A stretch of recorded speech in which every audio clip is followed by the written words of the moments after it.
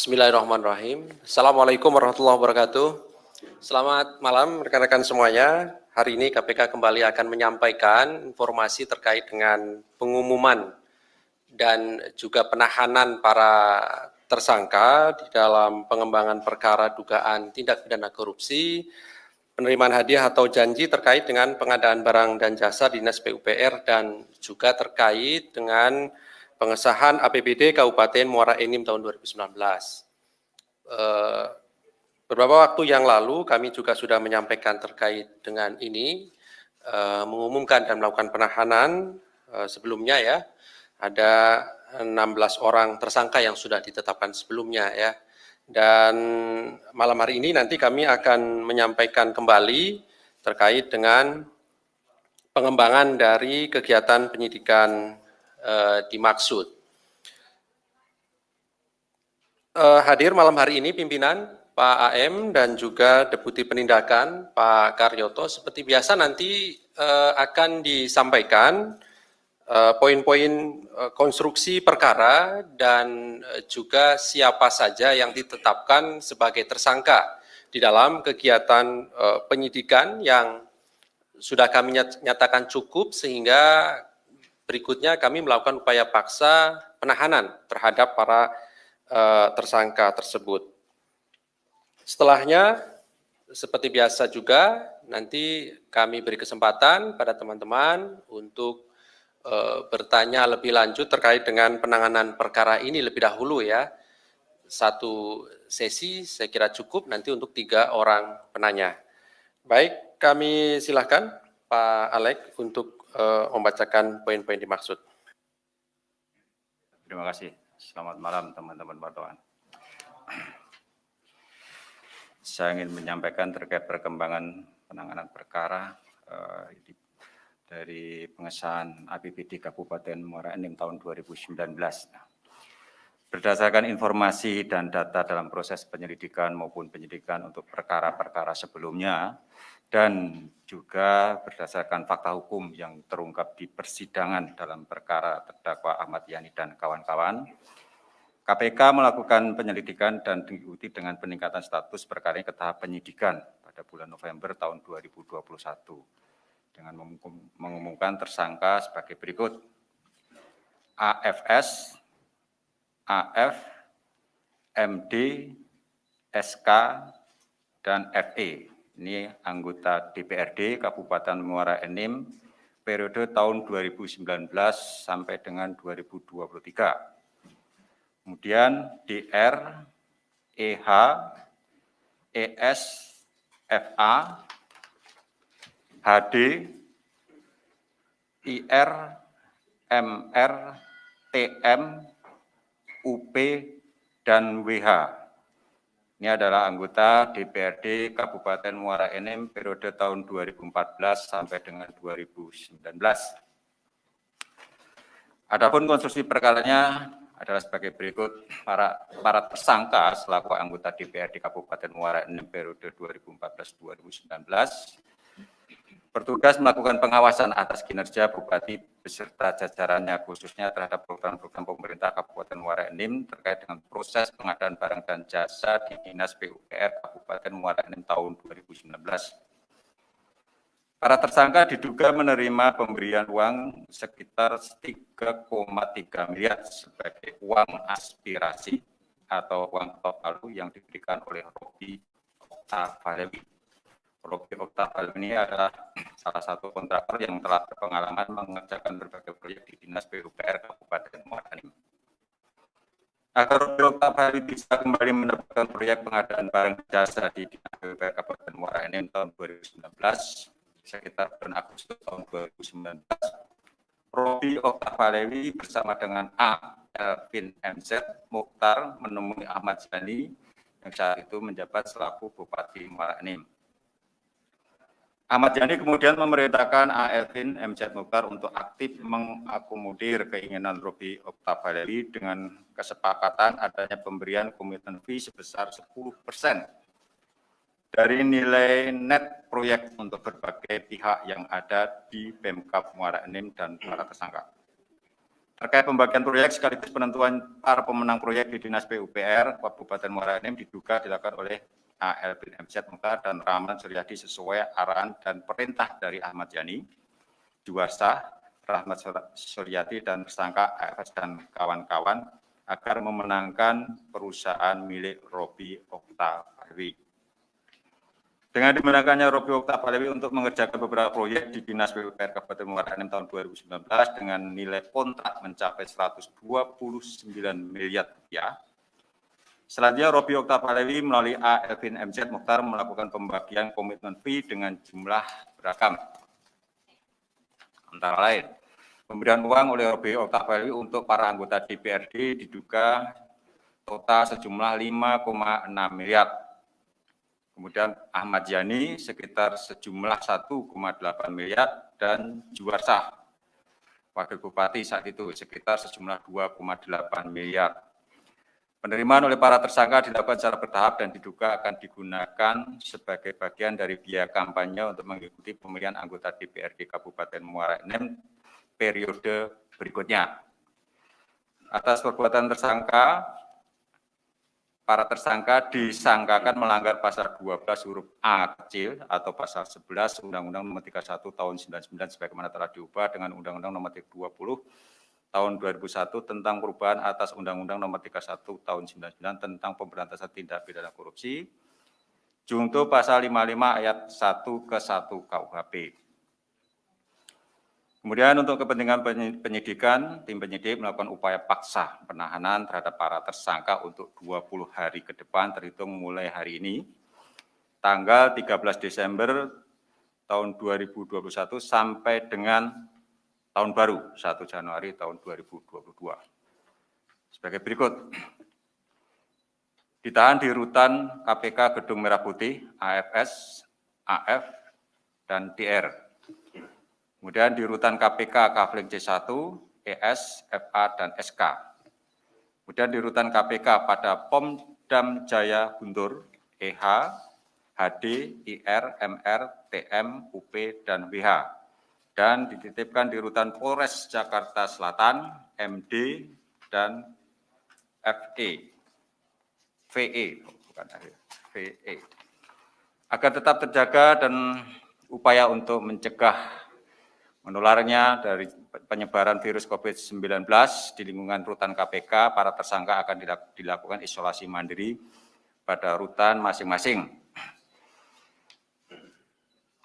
DPR sebagai representasi aspirasi masyarakat seharusnya menjalankan tugasnya dalam mengawasi dan memastikan jalannya pemerintahan dan pembangunan yang dilakukan eksekutif, bupati, sesuai dengan ketentuan dan memberikan manfaat yang sebesar-besarnya bagi masyarakat. Modus seperti ini ya rasa-rasanya tidak kali ini saja dan beberapa kali ketika KPK melakukan penindakan terhadap anggota DPR hampir mirip modusnya, yaitu bagaimana anggota DPRD ini mencari keuntungan untuk dirinya sendiri dalam proses persetujuan APBD maupun penentuan para pemenang lelang atau nanti siapa yang akan mengerjakan proyek-proyek di pemerintah daerah. Dan biasanya para pengusaha itu melakukan ijon proyek, ya, dia berusaha agar nanti ditunjuk sebagai pemenang. Nah, artinya apa? Proses korupsi dalam pengadaan barang dan jasa, proyek-proyek itu sebetulnya sudah dimulai dari proses perencanaan, ya, dengan menetapkan nanti siapa yang akan mengerjakan proyek-proyek yang sudah disetujui dalam APBD. Ketika pelaksana sudah ditentukan dalam proses perencanaan, praktis proses lelangnya hanya formalitas. Ketika lelang formalitas, pasti harga yang terbentuk juga tidak kompetitif, ada kemungkinan markup dan lain sebagainya. Proses pelaksananya pun pasti bermasalah, demikian juga sampai dengan pertanggungjawabannya. Rentetannya seperti itu, ketika korupsi itu sudah dimulai dari proses perencanaannya, pasti sampai ke hilirnya itu juga pasti akan bermasalah karena berusaha untuk menyembunyikan penyimpangan-penyimpangan yang terjadi. Mungkin itu teman-teman yang bisa saya sampaikan. Mungkin ada beberapa pertanyaan, silakan. Silakan, Mas. Baik, terima kasih Pak Alek yang menyampaikan poin dimaksud pada prinsipnya bahwa malam hari ini KPK mengumumkan 15 orang sebagai tersangka, anggota DPD Muara Enim 2014, 2019, dan 2019, 2023. Dan kemudian masing-masing dilakukan penahanan selama 2 hari pertama. Baik, kami silakan satu, oke, Mas Mario ya. Di belakang? Ada? Oke, Mas Chandra ya? Mas Mario dulu, oke baik. Ya, makasih. Saya Mario dari Metro TV. Begini Balik, dari konstruksi kasus yang Anda sampaikan tadi, ada semacam aneka pemberian dalam hal jumlahnya berbeda. Ada yang 300, ada yang 200, ada yang 150, ada yang dicicil atau apa gitu ya. Kira-kira ini Anda sebagai mantan hakim tipikor juga, ini kualitas atau kuantitas hukumannya sama nggak nih kira-kira? Satu. Terus kedua, berapa persen dari dua periode 2014-2019 hingga 2019 ke 2003 ini totalnya jadi 31. Ini udah berapa? Apakah seluruh dua periode itu sama bisa ditetapkan diduga menerima atau ditetapkan sebagai tersangka atau memang ada yang tidak? Dan dari penerimaan daripada anggota dewan, apakah sudah ada yang mengembalikan? Saat ini ada 15, pertanyaan ketiga, saat ini ada 15. Informasinya ada beberapa orang yang belum didampingi penasihat hukum, apakah dalam KUHAP atau KUHP diperkenankan ditahan? 3 pertanyaan itu dulu, Pak Alek. Nanti teknis yang lain atau kasus yang lain akan saya tanyakan lagi. Baik, terima kasih Mas Mario. Ada lagi terkait dengan perkara ini? Oke, di belakang. Mas Chandra ya? Yang mau saya tanya ini, apakah masih ada anggota DPRD yang sebenarnya dia menerima juga atau menerima uang atau melakukan hal yang sama dengan anggota-anggota yang ini, tapi belum ditahan?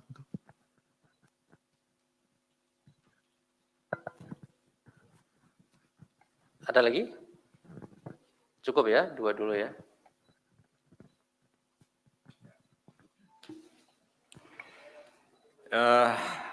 Jumlah penerimaan berbeda-beda, terus bagaimana hukumannya? Ya saya belajar dari pengalaman, ya tadi tanya dulu pernah jadi hakim bagaimana. Tentu harus kita lihat perannya masing-masing dan itu biasanya itu sudah diformulasikan oleh penyidik dan penuntut umum. Ya, orang ini berbuat apa, melakukan apa, dan berapa dia terima. Ya kan pasti ada derajat tingkatannya. Ada juga anggota DPRD yang mungkin tidak terlibat langsung dalam proses negosiasi, misalnya, ya kan itu kan tiba-tiba dia dapat sesuatu saja, gitu kan.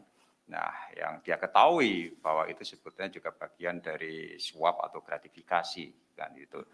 Ada yang anggota yang aktif menegosiasikan besaran fee, nah, itu biasanya juga lebih gede kan bagiannya. Itu tentu beda dengan orang yang hanya sekedar menerima nggak ikut urusan apa-apa tapi dia dapat bagian. Itu tentu berbeda nanti dengan orang yang aktif melakukan negosiasi tadi itu kan. Dan itu pasti akan terungkap dari keterangan saksi-saksi ya, dan itu nanti pasti juga akan dikonstruksikan dalam surat dakwaan atau surat tuntutan dari JPU, dan biasanya hakim juga akan melihat peran dari masing-masing anggota DPRD itu untuk menentukan berapa lama divonis dan juga penentuan uang penggantinya, Mas Mario.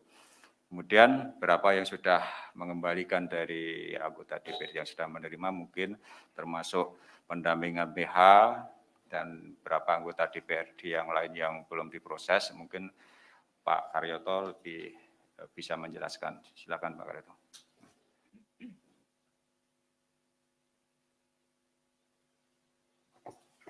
Terima kasih. Saya akan menjelaskan tentang pertanyaan yang mungkin ada yang satu kelewat nih, masalah didampingi penasihat hukum ya. pada prinsipnya memang pendampingan penasihat hukum adalah hak dari tersangka. Kalau pada hari ini yang bersangkutan belum didampingi dan bersedia diperiksa, itu nggak ada masalah. Namun kami juga punya kewajiban untuk memberikan, meminta bantuan kepada pos bankum yang ada di pengadilan nanti untuk dimintakan. Ya. Kemudian untuk yang terkait dengan suap aspirasi dan ketok palu ini, dari diskusi kami, pembahasan kami sebenarnya sudah habis yang 15 sekarang ini, yang terakhir. Yang sudah terakhir. Karena ini satu kurun waktu sudah ditetapkan semuanya. Yang dari kemarin 16 ya Pak. Jadi yang diduga yang dalam satu kurun waktu kejadian ini sudah semuanya, ya, sudah semuanya. Memang laporan dari masyarakat bertubi-tubi muara enim ini. Bahkan kami sekarang pun masih tetap menerima terus. Nah, kami sendiri ini mungkin masih dalam proses setelah. Gitu. Mungkin itu. Terima kasih. Iya, oke, baik. Iya, boleh silakan. Ya, Pak Alek, ini kan terkait soal, ini kan kasus modelnya melulu seperti ini dan ada semacam modus yang sama. Apakah KPK, kalau kata Pak Deputi tadi, ini udah clear, udah habis kasus ini untuk yang ke-15.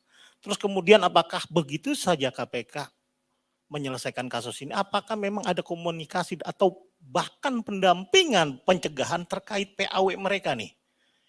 Ini kan jabatan politis, yang kepala desa aja ada setorannya, deputinya, apalagi DPRD gitu loh.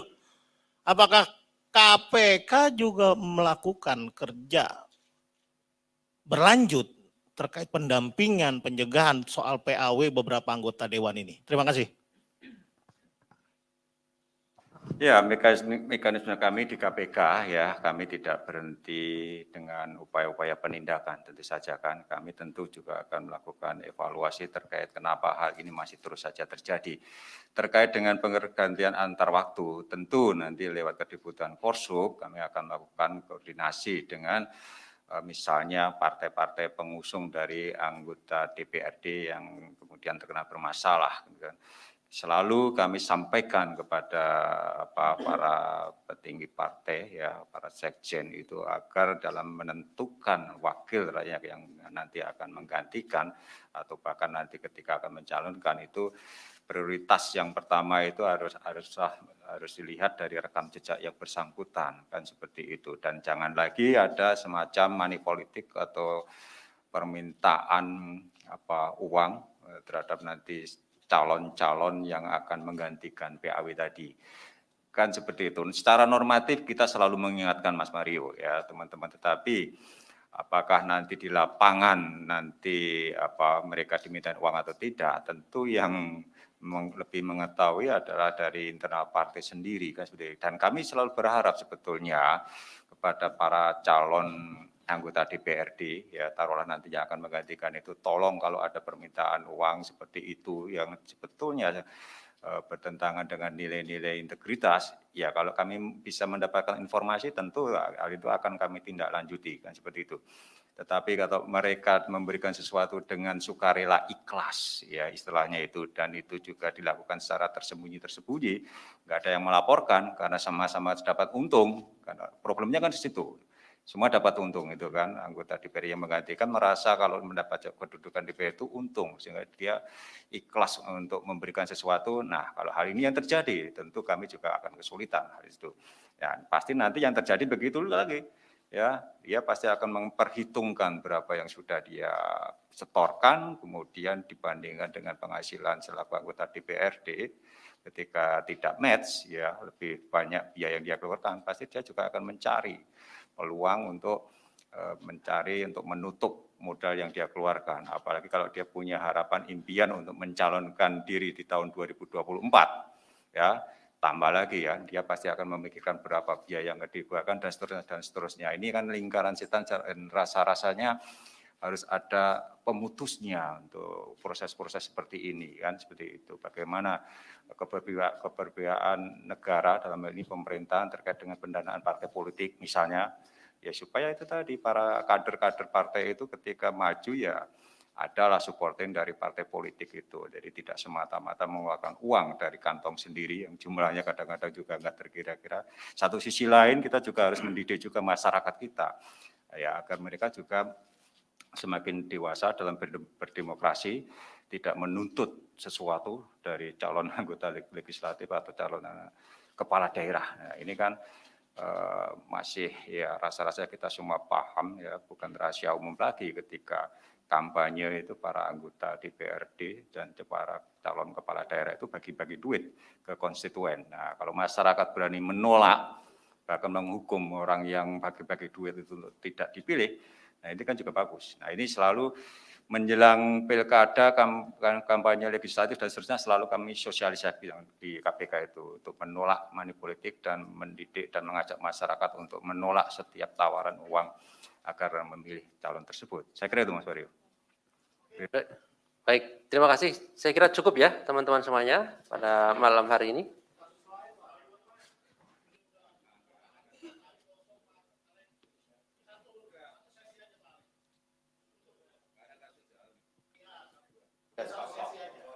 Oke, satu aja ya, Mas Mario. Oke, diwakili Mas Mario.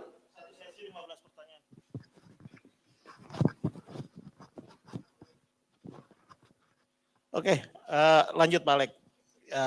Ini saya mau nanya nih, dalam satu pekan ini kepala saya muter-muter, pengen tahu banyaknya rangkaian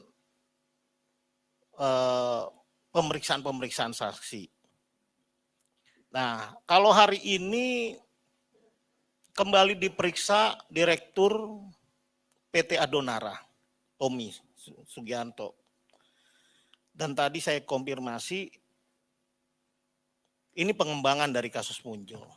Sebelumnya saya mewawancara Kepala BPN Jakarta Timur, yang dikonfirmasi bahwa dia ditanyain soal terkait kasus menyerahkan sertifikat pengadaan lahan 6 sertifikat di Pulau Gebang. Dan hari ini ada PT Saranajaya juga diperiksa bernama Asep Firdaus. Dia mengaku sempat dikonfrontir dengan tersangka Tommy Sugiarto. Minimal Pak Alek bisa menjelaskan sedikit clue-nya. Pak Alek nggak jawab, saya ngarang beritanya dengan visual saya. Makin kalau nggak makin dibuka, ya saya yang buka, saya akan cari. Dan ini agak mundur ketika mengatakan penyelidikan tidak boleh ngomong apa-apa, bagi saya itu mundur. Satu. Terus kedua, kemudian dalam satu pekan yang lalu ada saksi bernama Siwi Widi yang diketahui ini adalah istri kedua atau simpanan mantan direktur utama Garuda Indonesia. Boleh di browsing, Siwi Widi itu diperiksa 4 jam pada hari Jumat kemarin. Ini terkait kasus yang mana lagi? Apa memang ada pengembangan terkait kasus Garuda? Atau ada kasus yang lain? Minimal clue-nya saja. Ketiga, ini satu lagi yang paling agak aneh nih Pak. Kasus yang sudah mengendap. Kalau yang diendapkan itu wine, itu enak. Makin lama diendapin enak. Kalau kasus ini nggak enak. Kasus pengadaan helikopter 101 AW, August Westland ini. Ini gimana kasusnya? Saya mendapat informasi pada tanggal 30 Agustus lalu, 5 orang tersangka diantaranya 2 Jenderal Bintang 2, 2 Jenderal Bintang 1 TNI, dan satu lagi di bawah itu, diputus, tidak lagi jadi tersangka dan kasusnya dihentikan di mahkamah pasca peradilan militer. Lalu bagaimana kasus yang ditetapkan KPK, menetapkan tersangka? Ini butuh kejelasan. Artinya ini umurnya sudah hampir 5 tahun loh. Bagaimana penjelasan KPK, apa kasus pengadaan helikopter AW01 dilanjutkan atau memang tidak? Kalau di sana sebagai penerima saja tidak dinyatakan tersangka, dibatalkan tersangkanya, lalu pemberinya jadi tersangka di sini. Lah yang nerima sopo? Ini kasusnya gimana nih Pak? Ini agak unik. Ini bicara soal kasus fair kasus lah. Menurut saya ini fair kasus. Tolong dijelaskan Pak Alek. Makasih. Oke, terima kasih Mas Mar.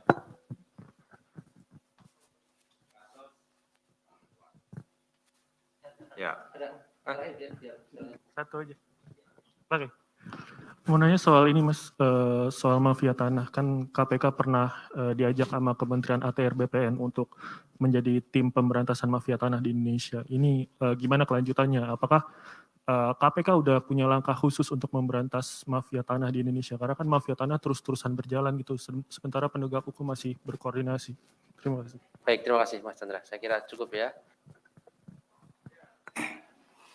terkait dengan pemanggilan saksi-saksi yang disebutkan Mas Mario tadi, nah kan kita tahu perkara atau kasus yang menyangkut PT Adonara atau perusahaan lain yang masih terafiliasi dengan Rudi Hartono Iskandar kan, itu kan tidak hanya tanah muncul, ya tanah muncul ya yang sedang kita tangani, tetapi kita pernah dengar juga yang sekarang sedang diproses di Bareskrim itu terkait dengan pembelian tanah di Cengkareng oleh Pemprov kan seperti itu. Tentu penyidik ketika melakukan penggeledahan dan penyitaan alat bukti ya melihat oh ini ada transaksi tanah yang lain yang itu kan. Kemudian hal itulah yang didalami dalam proses penyelidikan. Ya, saat ini mungkin masih dalam proses penyelidikan dari itu. Tapi pasti ada kaitannya Mas Mario kan. Karena itu tadi kan kita melihat ini ya kalau dibilang mafia tanah mungkin kita seberapa jauh, seberapa lama orang itu sudah melakukan hal tersebut ya. Tentu dari dokumen-dokumen yang dimiliki penyidik bisa berkembang. Sekali lagi bisa berkembang ya. Di dalam proses penyidikan itu dokumen-dokumen yang dimiliki terkait dengan transaksi tanah yang menyangkut PD Saranajaya, mungkin juga menyangkut di Pemprov DKI, kita nggak tahu sejauh mana transaksi tanah yang dilakukan oleh kelompoknya atau perusahaan-perusahaan di bawah Rudi Hartono Iskandar. Saya kira itu. Mungkin itu dulu ya, clue-nya ya, kalau itu berdasarkan masih dalam proses penyelidikan ya nanti kita lihat ya. Saya kira itu. Fokusnya benar Pulau Gebang ya, Pak ya. Apa? Fokusnya benar Pulau Gebang ya. Karena kan kemarin Pak BPN Jakarta Timur, terus hari ini Tommy juga mengaku soal itu, terus Asep Firdaus juga mengaku hal yang sama. Ya kalau tepatnya pimpinan belum tahu informasi, kalau belum pernah diinformasikan ini kasus yang mana lagi ya, karena dalam prosesnya nanti kan ya mekanisme di KPK seperti itu, ketika penyelidik sudah menemukan cukup alat bukti nanti kan baru diekspos. Nah, itu sampai dengan saat ini juga belum dilakukan ekspos, itu menyangkut tanah yang mana lagi. Nah ya kalau Mas Mario sudah mengkonfirmasi ke Kepala BPN dan lain sebagainya dan sudah mendapat penjelasan, itu kan dari informasi yang bersangkutan. Kalau saya pribadi belum mendapatkan informasi dari penyelidik, saya kira itu. Nah, kemudian terkait dengan AW101, ini bukan perkara suap Mas Mario, jadi bukan pemberi dan penerima dari pihak TNI Angkatan Udara yang sudah menggantikan, itu nggak ada kaitannya dengan penerimaan. Ini pasal 2 dan pasal 3 ya.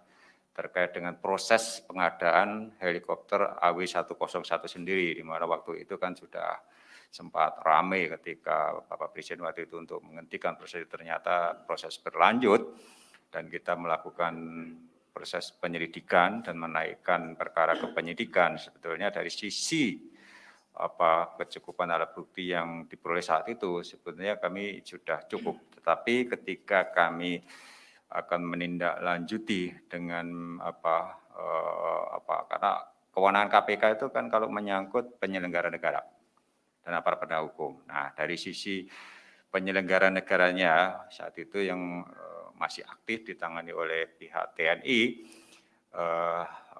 kita berharap mereka dapat melakukan proses ya sambil kita tunggu, karena percuma kita menetapkan tersangka swasta, tapi kaitannya dengan penyelenggaranya ini kan harus ada, ya. Karena undang-undang mengatakan begitu, ya, pihak swasta yang kita tetapkan tersangka karena berhubungan dengan penyelenggara negara. Nah, sayangnya penyelenggara negara itu waktu itu ditangani oleh pihak TNI sendiri. Ya, itu kita koordinasikan terus, kita berkoordinasi dengan pihak TNI maupun pihak TNI Angkatan Udara, ya, untuk ya sama-sama kita berjalan waktu itu. Saya beberapa kali bahkan melakukan koordinasi dengan Kepala Staf Angkatan Udara, ya, baik di periode sebelumnya maupun periode saat ini sudah kami lakukan. Dan kami juga melakukan koordinasi dengan BPK terkait dengan penghitungan kerugian negara, yang sampai sekarang BPK juga belum mengeluarkan hasil audit terkait dengan jumlah kerugian negaranya. Tapi prinsipnya tentu nanti sudah terlalu lama, betul ya. Nanti kita akan minta supaya penyidik itu melakukan ekspos ulang sejauh mana bukti-bukti yang ditemukan pada saat penyidikan itu kita perlu untuk membangun keyakinan penuntut umum apakah perkara ini layak dilanjutkan ke proses penuntutan atau tidak, atau kita limpahkan ke kejaksaan misalnya, karena ini kan swasta dan tidak ada penyelenggara negaranya, artinya domainnya bukan kewenangan KPK. Kewenangan KPK menangani swasta ketika berkaitan dengan penyelenggara negara. Nah, tadi putusan praper ya?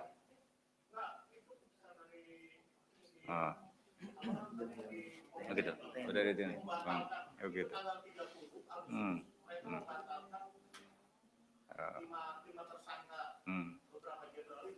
Begitu. KPK menggunakan kewenangan KPK yang baru ketiga misalnya, atau dilanjutkan dengan melimpahkan dengan konsul, atau ini sebenarnya KPK tahu nggak sih kalau mereka 5 itu nggak dilanjutkan status tersangkanya, tahu nggak sih? Mungkin Pak Karyoto bisa menjelaskan. Terima kasih sekalian pertanyaan Mas Chandra, saya jawab. Jadi begini, pada prinsipnya bahwa AW 101 di kami sudah melakukan penyidikan. Itu beberapa tahun yang lalu. Kemudian perkembangan terakhir ini, kami secara resmi memang tidak ditembuskan. Tapi karena kami mendengar ada informasi itu, kami akan segera berkoordinasi ya kepada TNI Angkatan Udara, khususnya POM TNI Angkatan Udara. Ini dalam waktu dekat akan kami laksanakan koordinasi. Apapun langkah yang akan kami tempuh nanti, kita melihat dari isi konten apa yang ada diputuskan di POM TNI AU. Apapun hasilnya, kami akan koordinasikan dan kami akan ekspos kepada pimpinan. Pimpinan nanti kesepakatan akan mengambil langkah apa, ya nanti akan diputuskan. Karena berbagai masukan tentunya dari kami akan diberikan secara maksimal. Feeding data, termasuk mungkin kami juga akan memanggil atau meminta auditor yang dulu pernah kami minta menghitung, akan kami hadirkan juga dalam satu ekspos resmi. Apakah kami datang ke BPK atau kami meminta BPK datang ke kami. Itu hal yang biasa. Setelah itu nanti akan kami membuat hasil kesimpulan dan akan kami laporkan kepada pimpinan melalui forum ekspos. Yang kedua, masalah terkait mafia tanah. Memang Kementerian ATR berupaya menggandeng kami untuk sama-sama melihat apakah di balik mafia tanah ini ada perkara korupsinya. Nah, tadi boleh dijadikan contoh, ada satu perkara yang sudah diekspos kepada kami. Memang kami melihat ya, ini belum dikatakan ada atau tidak. Tentunya berbagai macam peristiwa dan yang sudah kami dengar dari hasil paparan itu kami akan telaah. Dan kalaupun ada, kami tidak sungkan-sungkan juga untuk mengambil bahwa porsi temuan-temuan ini bisa diangkat di KPK. Kalau itu menyangkut tindak pidana korupsi. Mungkin itu. Terima kasih. Baik, saya kira cukup.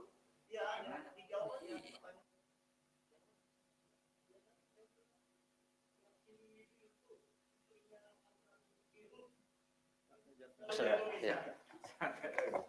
Begini ya, Pak Mario, segala suatu proses pemeriksaan saksi maupun tersangka dan lain-lain, tentunya itu kan baru raw material yang kami dapatkan. Nah, apapun isi dari itu, nanti kalau memang kenyataan terkait dengan apa, ya tentunya akan jadi bahan kami untuk membuat kesimpulan terhadap yang sedang dilidik. Kalau dilidik, saya tetap akan komit pada pendirian saya. Kalau masih lidik, saya tidak akan bicara.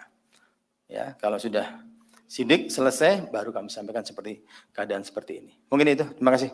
Baik, saya kira cukup ya teman-teman semuanya. Terima kasih Pak Alek, Pak Karyoto yang hadir pada sore hari ini dan rekan-rekan semuanya yang hadir pada malam hari ini. Kami tutup. Assalamualaikum warahmatullahi wabarakatuh.